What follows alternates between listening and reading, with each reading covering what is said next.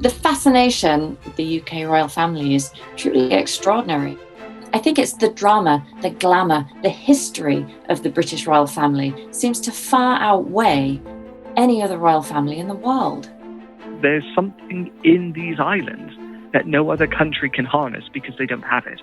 It's the magic and mystery of monarchy, because the British haven't thrown open the doors to the backstage to let people see how it works.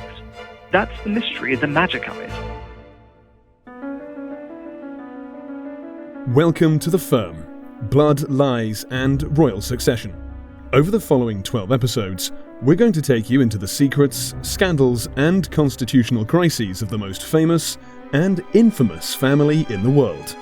You see, people tend to think of the royal family sometimes as celebrities, and they're not. The media might treat them as celebrities, but being royal and being a celebrity are two very different things, and royalty carries with it expectations and duties in a very practical sense, as well as a sort of moral sense, that celebrity just doesn't.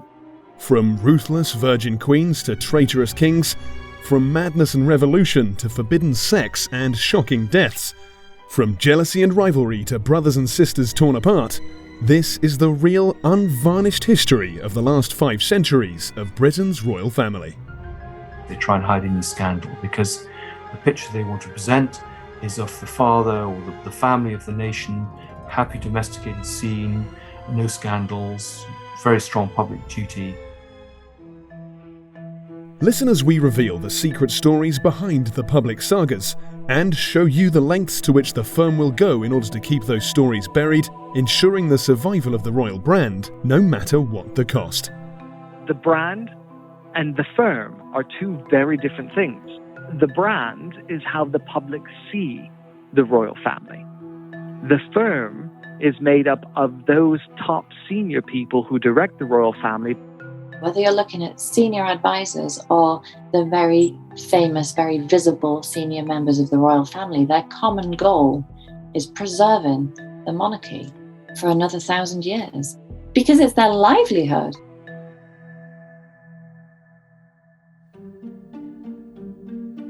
I'm Jonathan Locke, your host on this journey through 5 centuries of royal intrigue and scandal. There's certainly plenty to dig into, but for this very first episode, we're going to put the history books away and begin right here in the present day, with the biggest crisis to engulf the monarchy in living memory. It is a scandal that refuses to go away and one that has shaken the royal family to the core.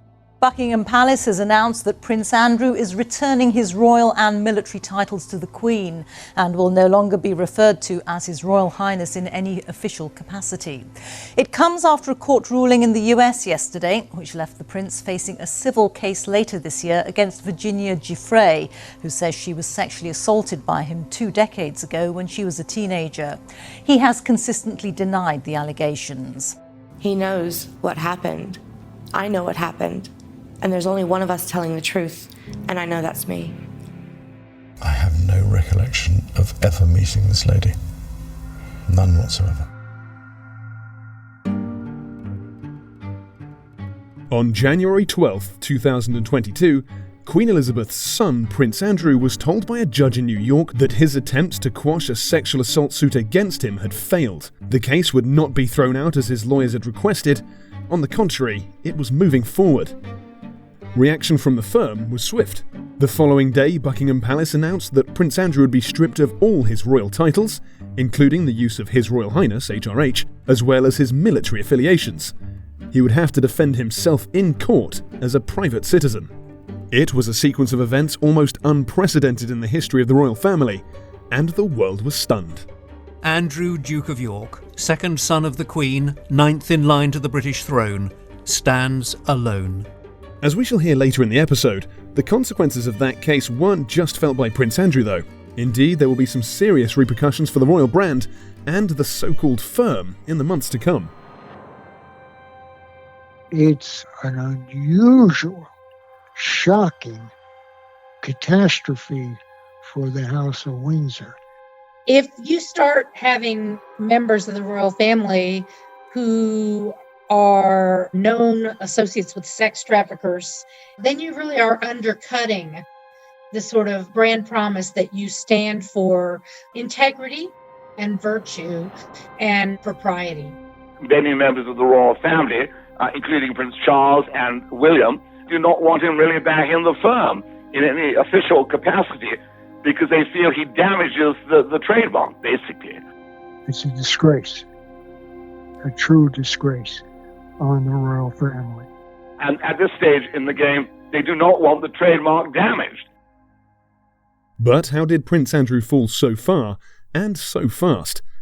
To understand this scandal, we have to look at the kind of person Andrew is and how his behaviour over the last 40 years has often found him falling short of the high standards set by his mother. Here's royal reporters Eloise Parker and Richard Maynards. He was the Queen's second-born son, and rather like Prince Harry, as a second-born, there was a lot less pressure placed on him, and initially he got away with being the fun brother, the bon vivant. He was given a lot more freedom than Prince Charles, which, of course, ultimately backfired. I met him a few times, and I find him very arrogant and an extremely pompous young man, too impressed by wealth and power, and quite frankly, if he hadn't been the Queen's son, one can only wonder where he would have ended up. Jacqueline Roth, executive editor of theroyalobserver.com, says that Prince Andrew has always had a petulant side to his personality. He's definitely known for being more difficult than many of the family, more conceited or even spoiled. There have long been stories of him throwing tantrums if he didn't get his own way.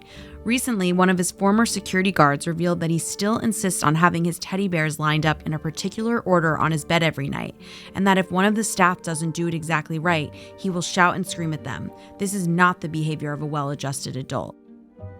I think that says it all, because the inner child is upset. The inner child within Andrew loves to have his teddy bears. Royal expert Stuart Pearce, who was once a voice coach to Princess Diana in the 90s, believes that, despite his status, Andrew's tantrums belied a chronic insecurity. He must be feeling temperamentally unsound and insecure to fly off the handle at something which is just such a simple misdemeanor on the behalf of a maid or a servant or whoever it may be. I don't think he plans acting out. I don't think it's a precognition. I feel it's something to do with the fact that he perceives his status to be in a very lofty position as the Queen's son, whereas actually, internally, he feels deeply insecure. That side of Prince Andrew's personality first became evident in the early 2000s, when the Prince was appointed as a trade envoy by the British government, with a mandate to promote British business around the world. At first, he seemed to relish the diplomatic importance of the role. Here he is at the time, explaining just what it involved. One started to build up relationships with leaders, business leaders, influential people in other countries.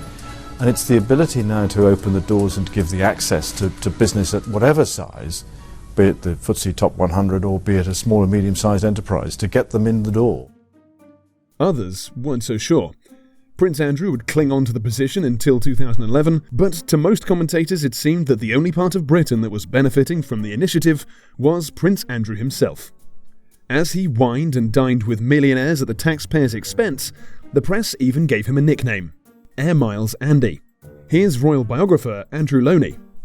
That's true of Andrew. I mean, there were plenty of things. He was offered this role as a trade envoy and rather ballsed it up by exploiting it for his own personal gain, by being oafish with people abroad and embarrassment to the government, to the extent the Foreign Office basically manoeuvred him out.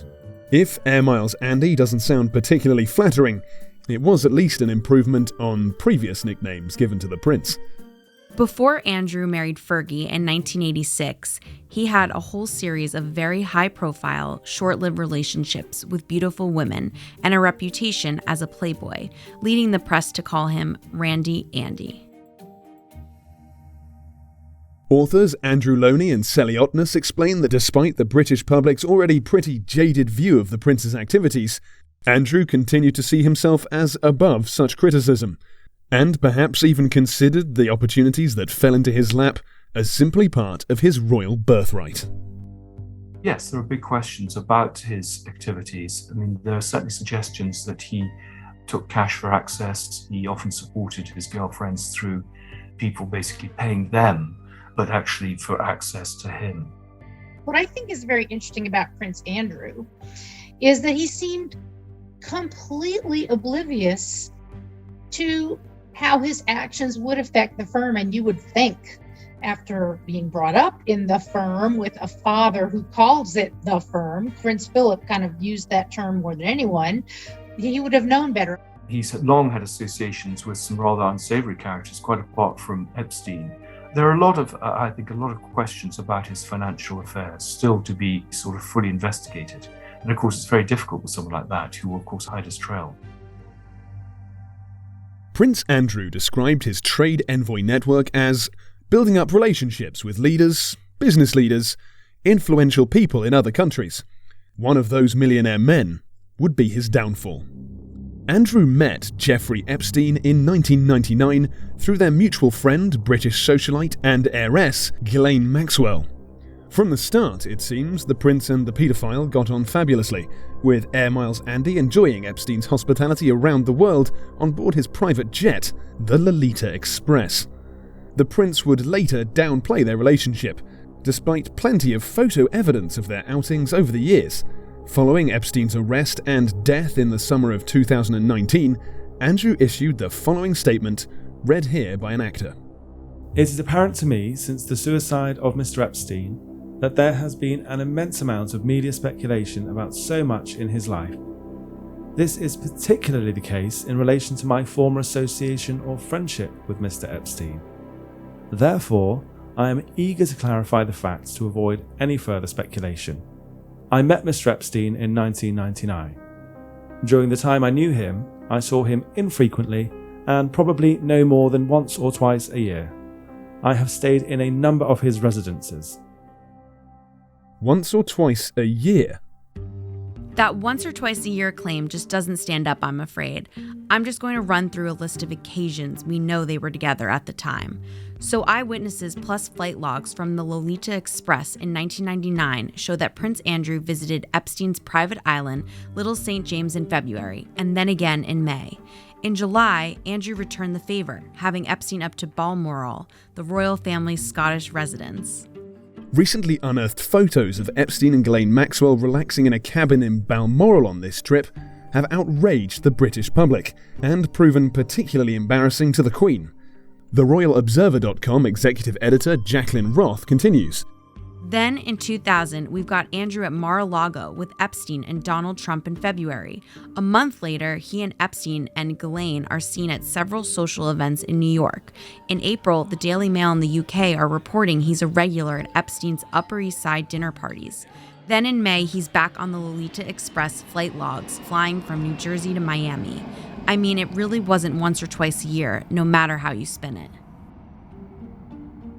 In June the year 2000, Prince Andrew dragged the whole royal family into the affair, inviting Epstein and Maxwell to what was called the Dance of the Decades, a party at Windsor Castle to celebrate the birthdays of Andrew, Prince Charles, Princess Margaret, and Prince William. Later that year, Andrew once again hosted Epstein at a royal residence when he came for a weekend pheasant shooting on the Sandringham estate. Later, another photo emerged, this time of Maxwell sitting on the Queen's throne at Buckingham Palace. This photo apparently taken on a 2002 private tour of the throne room, organised by Andrew. I mean, to me, one of the most telling incidents of this whole sordid affair with Jeffrey Epstein and Ghislaine Maxwell is when he allowed them to go on a tour of Buckingham Palace and let them sit in the thrones, in Queen Elizabeth and Prince Philip's thrones, and take pictures. I just thought, are you kidding me? I mean, it was just such an example of he didn't understand the sort of boundaries between the royal family and the rest of the world in terms of how it needed to be protected.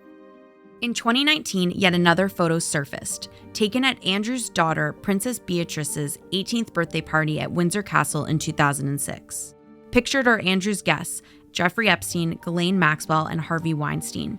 To be friends with one convicted sex offender might be unfortunate, but 3? Knowing what we do now know about Jeffrey Epstein's thirst for power and riches, it's pretty clear what he stood to gain from a relationship with the prince. But the question is, what was in it for Andrew? It's a question that many are still asking. Jeffrey Epstein was a hate figure in our circle, so all of us regarded Jeffrey Epstein as the most deplorable, ghastly human being. But none of us knew that not only was he financially dubious, but that he also was sexually dubious. Nobody knew it. This is Lady Colin Campbell, author of 8 books about the royal family and herself an aristocrat. If he walked into a room, I walked out of it because I was quite determined I would never cross paths with the man because he was well known to be as straight as a corkscrew, but he was also very brilliant. And he was charming, and he managed to captivate an awful lot of people. But I don't think most of them knew a thing as to what he was up to. In 2008, after a federal investigation, Jeffrey Epstein was found guilty of 1 count of soliciting an underage girl for prostitution and sentenced to 18 months in prison. Surely that should have been a decisive end to his friendship with the prince, but in an astonishing lapse of judgment, Andrew not only maintained his association with Epstein, but even attended a welcome home party after his release in 2010. This is where Andrew really let the royal family down. When the pictures emerged of he and Epstein walking in Central Park, and then the video footage of him hiding behind the door to Epstein's mansion, apparently waving goodbye to a young woman, can you imagine the embarrassment to the Queen? That footage didn't become public until after Epstein's death in 2019, but in the meantime, more shocking claims would surface. We turn next to a controversy shaking Britain's royal family. More controversy about his links with a convicted paedophile. A woman has alleged in papers filed in Florida that she was forced to have sex with Andrew when she was 17. Any suggestion of impropriety with underage minors is categorically untrue. He knows exactly what he's done, and I hope he comes clean about it. In 2001, Epstein victim Virginia Giuffre alleged in court documents that she had been forced to have sex with Andrew in 2001 when she was just 17. According to Giuffre, it wasn't just once. She said that she was forced to have sex with the prince 3 times, in London, Manhattan, and the US Virgin Islands. He denied it all, but her allegations contained some embarrassing details. I mean, it was horrible, and this guy was sweating all over me. Like, his sweat was like, it was raining. It was disgusting. He wasn't mean or anything, but he got up and he said thanks and walked out, and I sat there in bed just horrified and ashamed. It was a wicked time in my life. It was a really scary time in my life. I had just been abused by a member of a royal family. Prince Andrew, it must be stressed, has always denied all allegations against him, and in August 2019, Buckingham Palace issued a statement to, in their words, clarify the facts. Buckingham Palace is denying Prince Andrew was involved in alleged sex crimes with his former friend Jeffrey Epstein. That statement is read here, word for word, by an actor. At no stage during the limited time I spent with him did I see, witness, or suspect any behaviour of the sort that subsequently led to his arrest and conviction. I have previously said that it was a mistake and an error to see him after his release in 2010, and I can only reiterate my regret that I was mistaken to think what I knew of him was evidently not the real person given what we know now. I have tremendous sympathy for all those affected by his actions and behaviour. This is a difficult time for everyone involved, and I am at a loss to be able to understand or explain Mr. Epstein's lifestyle. I deplore the exploitation of any human being and would not condone, participate in, or encourage any such behaviour. The firm was sticking by the Queen's second favourite son, for the moment. But he wasn't doing himself any favours. In November 2019, he made another catastrophic error, deciding to address the issues head-on in a special edition of the BBC's flagship current affairs show, Newsnight. It was like watching a train wreck. One of Epstein's accusers, Virginia Roberts, has made allegations against you. She says she met you in 2001. She says she dined with you, danced with you, at Tramp nightclub in London. She went on to have sex with you in a house in Belgravia belonging to Ghislaine Maxwell, your friend. Your response? I have no recollection of ever meeting this lady. None whatsoever. You don't remember meeting her? No. She was very specific about that night. She described dancing with you and you profusely sweating, and that she went on to have possibly. There's a slight problem with the sweating because I have a peculiar medical condition, which is that I don't sweat, or I didn't sweat at the time, and that was yes, I didn't sweat at the time because I had suffered what I would describe as an overdose of adrenaline in the Falklands War when I was shot at, and I simply it was almost impossible for me to sweat. The Prince's defence hadn't finished there, and it got even more unbelievable. On that particular day that we now understand is the date, which is the 10th of March, I was at home. I was with the children. I'd taken Beatrice to a Pizza Express in Woking. For those unfamiliar with small-town England, Woking is an unremarkable suburban town about 24 miles outside of London. Nothing much ever happens there, and the idea that a party of senior royals should turn up unannounced at a pizza chain restaurant one evening is not only extraordinary, but would be headline news for decades to come. Why would you remember that so specifically? Why would you remember a Pizza Express birthday and being at home? Because going to Pizza Express in Woking is an unusual thing for me to do. A very unusual thing for me to do. I've only been through Woking a couple of times, and I remember it weirdly distinctly. But as soon as somebody reminded me of it, I went, oh yes, I remember that. Prince Andrew had managed to take a bad situation for the royal family and make it even worse. It had a terrible reaction, public relations wise. It hurt the crown, the Queen, the royal family, and Prince Andrew, because it was not accepted as a realistic explanation of the relationships that were being quoted. It's a great example of royals always believing they don't have to apologize for anything. It was a disaster, an atrocious disgrace. That's a typical royal, never explain, never complain kind of approach. And Prince Andrew is also a spare. He has not internalized issues that relate to how damaging his actions are to the brand. Very bad for the crown and for all of the royal family. Here's Mike Silvestri, an expert in voice stress analysis and managing partner of Truth and Deception Technologies. Silvestri analysed Andrew's appearance on the show. So our software is done off the recorded voice, and the software does a mathematical computation on the raw waveforms or the voice recording, and turns that into readable charts for a trained examiner. Voice stress is very accurate. We have found for our training and actually working with polygraphers in the past, we've actually taken their examinations and we've been able to actually call more examinations than they can. We can actually drill down and actually look at specifics within the waveform and actually look at the individual peaks, repetition within the waveforms, and make a concerted call on that and be able to understand, exactly context of what people are saying and what they're doing with it. So, was Andrew being truthful or lying through his teeth? I found out throughout the interview that he continued to just tell lie after lie.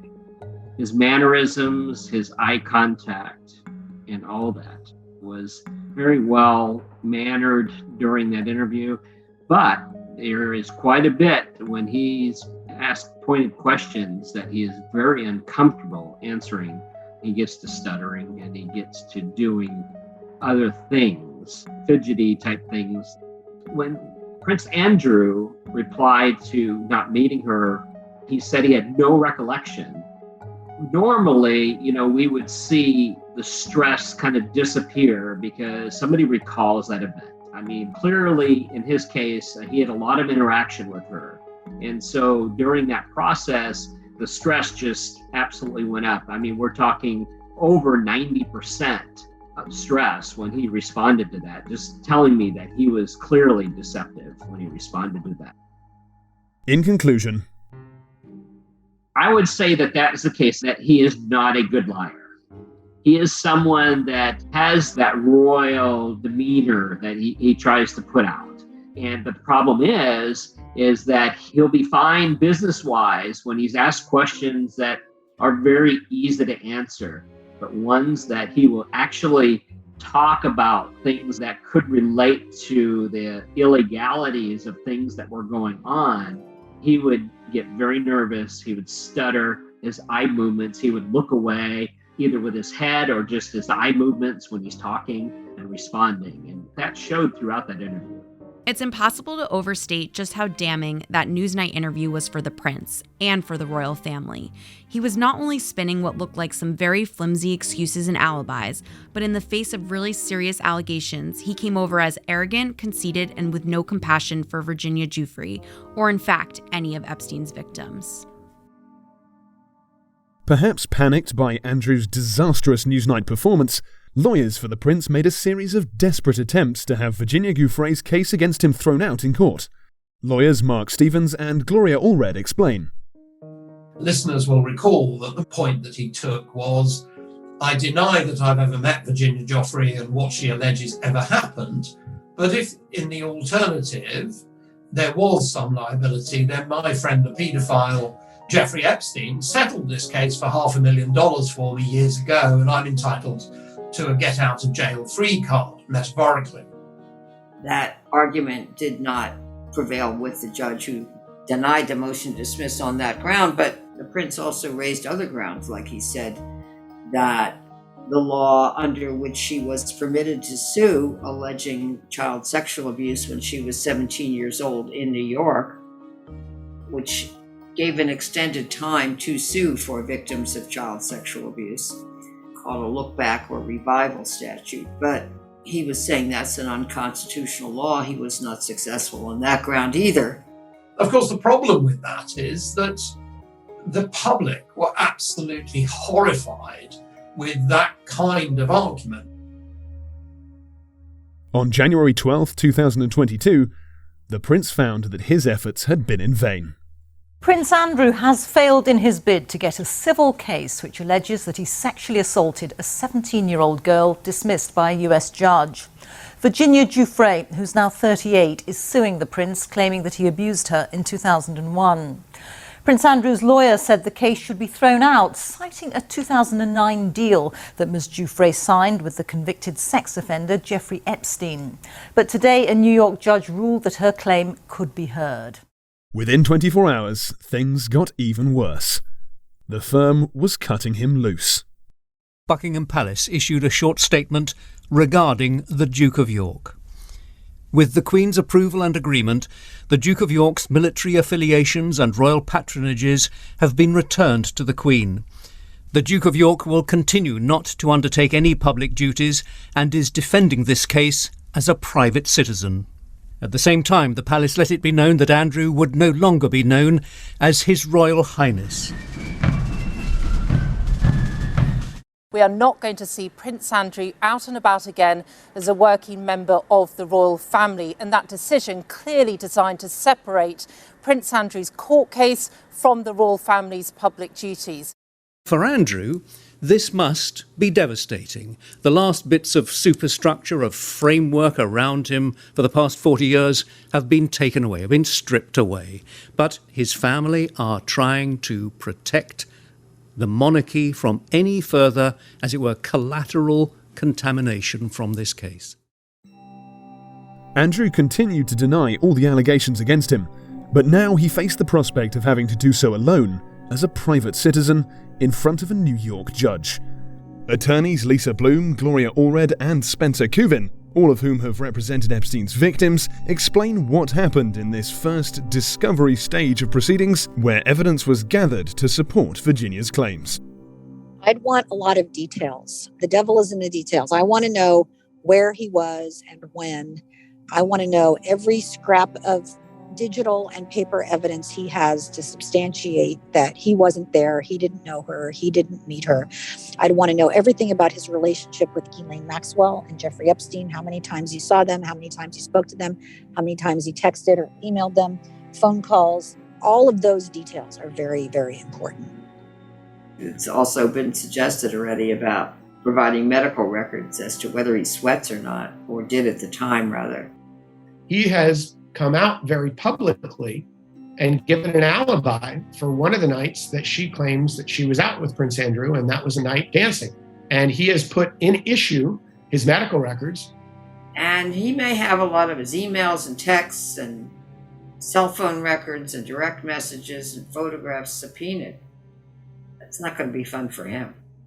And remember also that even after Jeffrey Epstein had a sex crime conviction in 2008, he went out and visited him. On January 26, another sensational twist. Prince Andrew's lawyers demanded a trial by jury. Following his Newsnight interview, the decision to take the stand was met with disbelief. We saw his BBC interview, which was a disaster. I don't know what he was thinking. Now, if he does as poor a job at testifying under oath as he did on Newsnight, BBC, he's got a major problem, because that everybody describes, as a lot of people do, as a complete train wreck. He did not come across well. I mean, it is the job of his lawyers to make him look sympathetic when he testifies, to help him prepare. But, we lawyers, we're like a frame around a picture. We can make the picture look a little nicer, but we're not the picture. He's the picture. And somebody like Prince Andrew, who's had sycophants around him his entire life telling him how wonderful he is and being at his beck and call, it's very hard to change somebody like that. Just 3 weeks later, on February 15th, the prince finally saw sense, or had sense talked into him by his legal team. It was announced in a joint statement that he and Virginia Giuffre had reached an out-of-court settlement, which included Andrew making a substantial donation to Giuffre's charity. I mean, I think that's the smart move, to be honest. If I were his counsel, I'd be telling him to shut this thing down as quickly as possible. At the end of the day, money is just that. It's money. To him, it's nothing. The amount of money the prince agreed to pay his accuser has not been officially disclosed, though the British press estimated it to have been as much as £12 million. That's just over $16 million. Virginia Giuffre's lawyer also added that the settlement does not in any way insulate him from any criminal liability that would otherwise exist. That, and Virginia had not signed a non-disclosure agreement. And I think essentially Prince Andrew has to leap on this reputational grenade that is set off and take the injury. The question is whether this had the possibility to have wider implications for the wider monarchy. So he has to basically fall on his sword for them. Does this absence of an NDA mean there is more to come on the matter of Virginia Giuffre versus Prince Andrew? No matter what happens, Andrew's association with Jeffrey Epstein has been the ruin of him, and at an already turbulent time for the royal family, sparked its greatest scandal in living memory, and the firm will simply not risk Prince Andrew dragging the monarchy's reputation down still further. I think he's already persona non grata in the royal family. He's already just a private individual, according to the very terse statement issued by the Queen recently. He's on his own. They are distancing themselves from him. I think that the Queen was probably very loath to take this action, but I think she felt like she really didn't have a choice. One of the big motivations to kind of rip off the Band-Aid, if you will, on this situation is that now we have entered the year of her Platinum Jubilee celebration. So I think that there was just too much of a risk of tainting this huge cultural celebration with reminders of Prince Andrew if he showed up on the balcony with all the medals, etc. Essentially, there was a crisis meeting at the palace. Andrew was summoned in, and he was told, this is starting to have wider implications. you're out of public life and you're out of the royal family. You're not going to be playing a part in the Platinum Jubilee. It's just kind of given him a black eye and a black eye to the royal family, which is why they distanced themselves from him. Andrew who? Who's that you're talking about? I don't have any sympathy for him at all because he made bad choices. Whether he did to Virginia what she alleged, I don't know. In the Queen's Platinum Jubilee year, celebrating her 70 years on the throne, the most important thing for the royal family remains the preservation of the institution itself. And if that means cutting off one of its most senior figures, then so be it. As it always has been, the firm comes first, last, above everything. His family, and particularly his elder brother Charles and his nephew William, had to put aside family feeling. The priority now was the family's protection from severe reputational damage. They will be concerned, I'm sure, for Andrew at a human level, but they are very much more concerned for the reputation of the institution. I'm sure the British royal family understood what the impact would be of Prince Andrew remaining in the family in terms of the hit that the brand, the monarch brand, would take on its reputation. And then I also think that the Queen made this decision also for the benefit of the firm, and that if it were up to her, she would not have done so because she knew that it would devastate Andrew.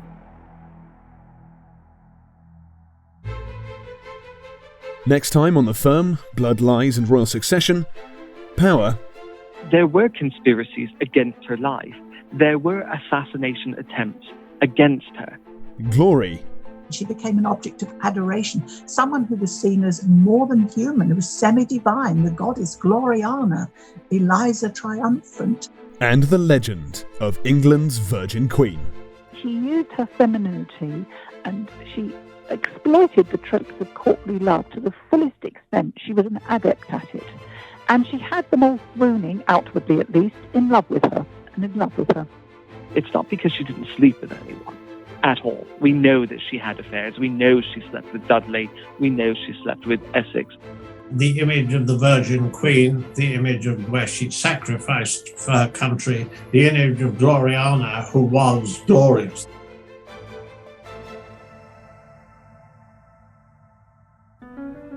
The Firm, Blood, Lies and Royal Succession is a production of Oddology, a division of Empire Media Group. The series is hosted by me, Jonathan Locke. Executive producers are Dylan Howard and Melissa Cronin. The series is written by Dominic Utton, reporting by Douglas Montero, mixing and sound design by Sean Kravitz.